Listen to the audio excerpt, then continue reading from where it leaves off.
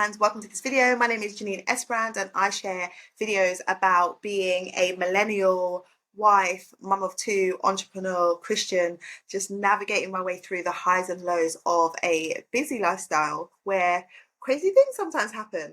And in today's video, I want to talk about my Achilles tendon recovery journey. I'm sharing part 2. So if you didn't see part 1, go back and watch that, where I shared how I managed to rupture my Achilles tendon at the beginning of 2025. And in this video, I'm going to talk about what happened next after I had my cast put on at the hospital. I'm going to talk a little bit about what it's been like to manage the recovery and the transition. I think sometimes when people say, I had an injury, we're like, oh, sorry, but we don't actually think about what does that actually mean? Like, how does their life have to adjust because they've had an injury? Now, I have never had to walk on crutches before. And when I was in the hospital, my husband had to leave me in the hospital so he could go and pick the kids up from school. And I was outside the pharmacy waiting for my drugs. And let me just tell you, because your foot is in a cast, you increase the risk of blood clots. So they give you medicine that thins your blood to stop your blood from clotting. And that medicine comes in 2 forms. The first is little needles. So it comes in these little needles, and then you have to inject yourself on a daily basis in your stomach. Or you can have tablets. I didn't know about the tablets until after. So they gave me the injection. When I tell you, I was like, oh, please no, because I've experienced this before. After I had my daughter, I also had to have those injections, and they are horrible. They basically, you have to give yourself, I couldn't do it myself, I had to get my husband to do it, but you have to have this injection, and as it goes in, it comes out, it really stings, so it's just not nice. So when they told me that I had to have that, I was like, oh my goodness, are you serious? I need to have this as well, and I need to do it daily. So I'm waiting for this medicine. I'm outside the pharmacy in the hospital, and at this point I'm sitting in a wheelchair because they were wheeling me around at the hospital. But now I need to go home, and there's no one with me, and so there's no one to push the wheelchair. So now I'm like, okay, I've got to give these crutches a go. Oh my goodness, like, I had a bag. If you listen to the previous video, you know that I said I went to the hospital fully prepared to be there for a long time.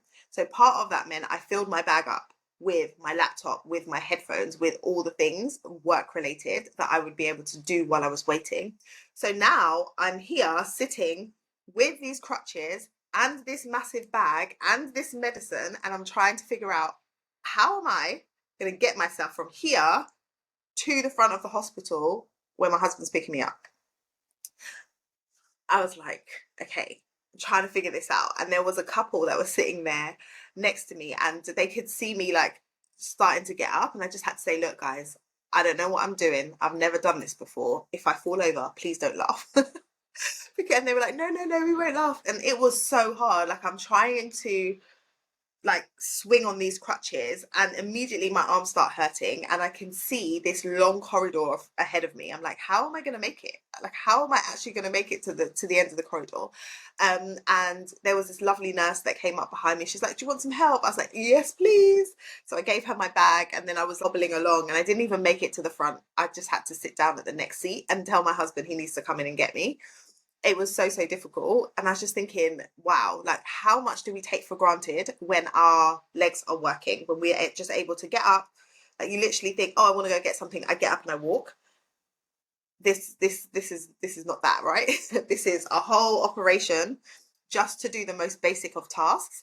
And what was crazy about this whole thing is this happened on the Wednesday. My husband's birthday was on the Friday. So I had planned that on Thursday I would go finish getting his gift, get all the things, because we always do like a whole display thing for everybody when it's their birthday. We set out their gifts, we do banner, we do decorations. We just made that a tradition. So I was planning to do that Thursday night.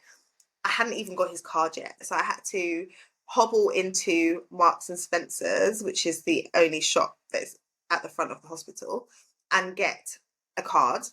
I had ordered his gift for delivery to the local shop. So I had to figure out how I'm going to get his gift. So yeah, it was mad.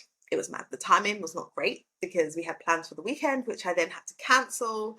And so yeah, that was the hospital. And then when we got home, I then had to figure out, how am I maneuvering around this home? How am I going to get upstairs? How am I going to get downstairs? How am I going to get in the shower?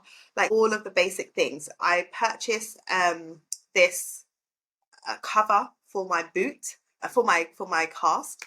So I purchased this cover for my cast so I could go in the shower. I'll show you, and I'll link below where I found that, so that you're able to at least have a shower.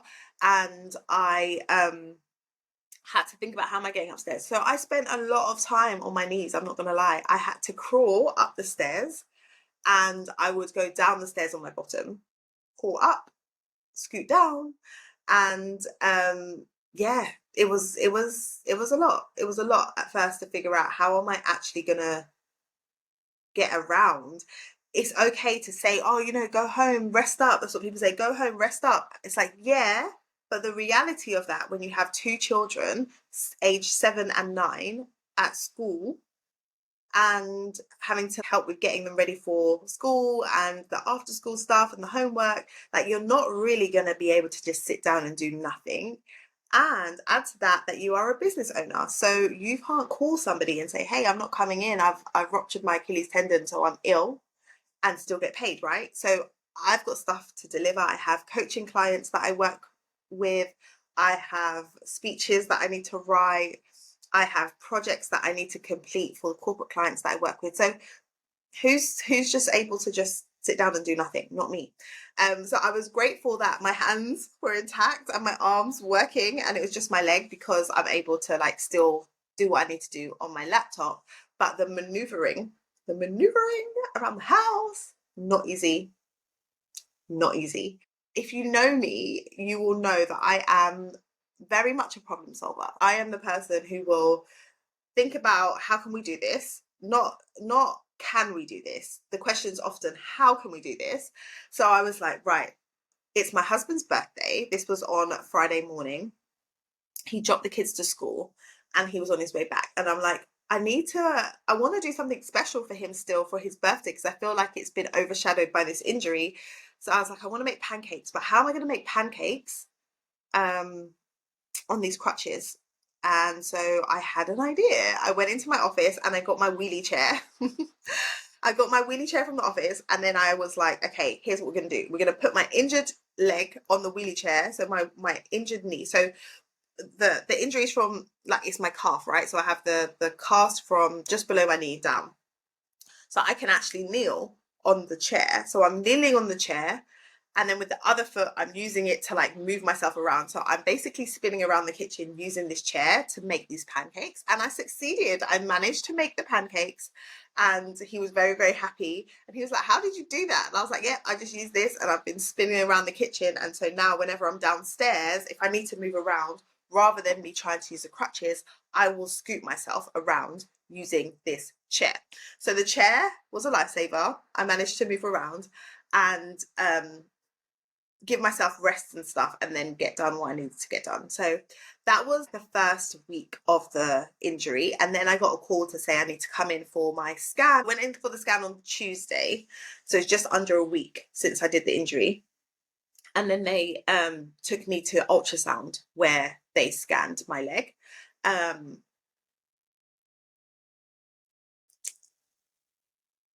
I went into the hospital on the Tuesday, and that's where they removed the cast, and then they sent me for an ultrasound so that they'd be able to assess the extent of the damage and decide how the recovery is going to go. There's two options. There's either you recover naturally, so they put you in a boot and you wear that boot for 2 months, and your Achilles tendon will come and knit back together over time. Like the ends of the tendon are like this, and they'll knit back together over time. They come back together. Or you have to have surgery. So they wanted to do a scan to see which was going to be the best treatment plan for me. So I did the scan. It's so interesting. It was an ultrasound, right? So I said to the guy who's doing the scan, oh my goodness, the last time I did an ultrasound, it was when I was having my babies. And he was like, yeah, in your 30s, you tend to come here for baby scans, but in your 40s for injuries. Everyone's just letting me know that I've turned 40, aren't they? Just letting me know, just reminding me. that I've turned 40. I had the scan. It turns out that on my scan, the distance between the two ends of my tendon was a little bit wider than they would like it to be if I was going to naturally heal.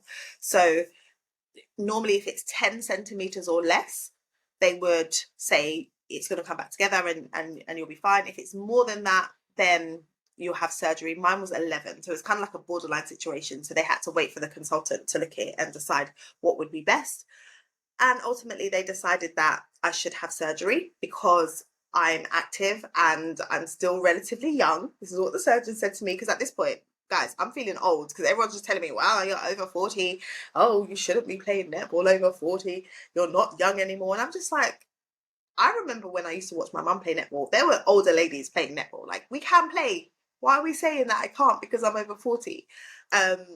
But yes, the consultant said you're relatively young and you're active. So I would suggest that you have the surgery, because if you don't, you run the risk of it not knitting back together properly and you injuring it again. And if you injure it again, you're going to have to go through this whole recovery process again. And I'm like, absolutely not. Absolutely not. What we're not about to do is take another 2 to 3 months out. We're not doing that. So I'm having surgery. The surgery is scheduled for tomorrow. So I'm going to come back and do a part 3 post-surgery recovery. What has been an absolute blessing, and I know, like, even though this is a crazy situation, God's mercy is upon me, is that I haven't been in pain. I haven't been in pain. It's sore in the area where it's injured. My ankle is swollen. So whenever I take the boot off, like, I can feel that it's sore. But as I sit here or I'm going about my day, I don't feel the pain. When I went back for the scan, they didn't put a cast back on me. They gave me a surgical boot. Show you a picture. I have been wearing that, and that just fully supports my leg. I can put weight on it, so I can walk around, but it's not really a walk, it's like a hobble or a limp, because the boot has, the way that they do it is they put these wedges in the boot so that your foot stays like this. Because your Achilles is damaged, you don't want to flex your foot like this, because then it's causing it to come away from each other, the ends to come away from each other. If you have it like this, your foot like this, then it can start to heal, and then slowly over time you move it down, move it down, move it down. So what they do is they put wedges in the boot. Like in mine, they put 4 wedges, and then as I'm in the recovery period after the surgery, I'll go back into a boot, and then they will, every, I think the first 4 weeks I would stay like that, and then they would take it one out, and then you go down, and then another 2 weeks after that they take another one, you go down, another 2 weeks after that they take another one, and eventually by the 8-week mark you won't have any wedges in your boot, and your foot will be used to being back flat, and then you can transition into shoes again. Long, drawn out process. But being in the boot is not painful for me. And I know that because when I say to people I've ruptured my Achilles tendon, they're like, oh my gosh, it must be so painful. And I'm like, it's actually not painful. It's just uncomfortable. It's just inconvenient. I can't drive. I'm stuck in the house. That part is really hard for me. I'm an extrovert. I am absolutely an extrovert. I get my energy from people. I'm really glad that my business allows me to be online chatting to different people on a regular basis. I love having my coaching sessions with my clients. I love having meetings with partners that I'm working with, so that I am interacting with people, because otherwise, if I didn't have that, I don't even know, because this lack of human interaction is, it's starting to get to me. I mean, I have my kids, my beautiful babies, and my husband, and it's wonderful, but it's sometimes nice to speak to somebody else, right? I actually had to go to the nail shop earlier this week because I had gel polish on my fingernails and on my toes, and you can't have any nail polish, you can't have any jewelry, you can't have any accessories on you when you have surgery, because I'm going to have to go under a local anesthetic, and so I had to get taken off. And when I got to the shop, I bumped into a friend, and when I tell you, I was chatting, I was like blah, blah, blah, blah, blah, blah, the whole time, because I was just so happy to have a conversation with someone other than my immediate family in person. So yeah, that side of it is challenging. If you're an extrovert and you're a busybody, I can sometimes be, this is different. So I'm taking it as a lesson. I'm taking it as a period where God wants me to slow all the way down. And I have had the plus sides, right? Let's talk about the plus sides, because it is hard, it is difficult. But the plus sides are, I've had a lot more time. I've had a lot more time in my day because I'm not doing the school run, because my husband's taking care of taking the kids to school and picking them up. I have more spaciousness in my day. I'm not as stressed as I normally am in the morning. Getting 2 kids ready for school is like a marathon every day. Like, my stress levels will be through the roof just trying to get you up and out of the house. By the time I get them to school, I'm like, oh, it's like a whole battle before 8 o'clock in the morning. And I'm not having the full extent of that. I'm still involved. I'm still helping to get them ready. But my husband's the one who's having to get them to school. And then I'm also not doing the pickup. And so before, one of the challenges with running your own business and having small children is that your day is very short, right? And I would have to like wrap things up by about 3 o'clock, 3:30 the latest, to pick them up from school. And that always felt very much like, oh, like I'm just getting into the flow of things and now I've got to go. Whereas now I can keep going until about 5 when they get home. And so, yeah, I have more time in my day. So that's been helpful. So there's certain projects that I've been able to advance and focus on. One being working on my book, which I am excited about. And so, yeah, that's the plus side. The other side too is like when you experience something like this, which is such a curveball, you realize that you do have people in your life, in your community, that are willing to like show up for you. So I have certain friends locally who, you know, are mums at the school that I go to, or who go to the church that I go to, that have been like, what do you need? We can help you out. Do you need me to pick the kids up? I can drop them home. I can drop them here. I can drop them there. They can come over for a play date. And it's been so, so helpful, because my husband works in London a couple of days a week, and he has to cut his day short there to get back to pick them up. So where he has meetings or things that he has to do, then I can call on someone else to help me out in terms of having them after school, or dropping them home, or taking them to their after school activity because their child is also going. So that's just shown me the power of community. And I'm so, so appreciative to those who have been like, oh, you're injured, you're going to need help. Like, let me offer to help you. Let me step up. Let me. And what I've had to do in this season is just accept help. I've had to ask for help. I've had to be like, I can't do this. I literally can't do this. Can you help? And that isn't normally what I do. I'm normally the person who is there available to help everybody else. So being in a position where I have to be like, yeah, actually, guys, I can't do this on my own, has been very humbling. But also it's been good to be able to just experience being supported. Being supported is okay. You don't always have to be the person who is giving the support. So that has been another plus that I have had. And I've also had more quiet time with God. I've been able to read my Bible more. I've been able to reflect more and focus more. And that has been beautiful. That has been nice. So there are some plus sides, but I'm not going to lie. This is not easy. This is not easy. So if you're watching this and you're like, yes, I'm there, I am in recovery also, this is crazy, I'm with you. I'm absolutely with you. Type in the comments, let me know below how long you've been in recovery, how long you've got to go. I empathize, and I will forever empathize with anyone who goes through this type of injury, or any other injury that just takes you out. You know, like my brain is saying, I want to do this. My body is saying, absolutely not. No, you're not. And that is very hard. That is very, very hard. So yes, those are the reflections. I will be back for part 3 once I have had my surgery. I will come back and let you know what that feels like, because I don't know, maybe I will be in pain after the surgery. I haven't experienced it pre-surgery, but I could do afterwards. Hope not, but could. And I'm going to have to go back to crutches. Back to crutches. I don't mind the boot. The boot is liberating. It allows me to move around. The crutches, restrictive. So we're going to be going back to that for 2 weeks, and then I'll be, all things well, I will be moving into the boot and then into recovery. And yeah, it's going to be a good few months before I'm able to just be out and about and drive and stuff. But hey, that's all I wanted to share in part 2 of this journey to recovery from my Achilles tendon injury. All right. If you have enjoyed following along and you like hearing about how this is all going, then make sure you subscribe to the channel so that I can share more with you about this and then the other things that are going on in life. Until next time, bye.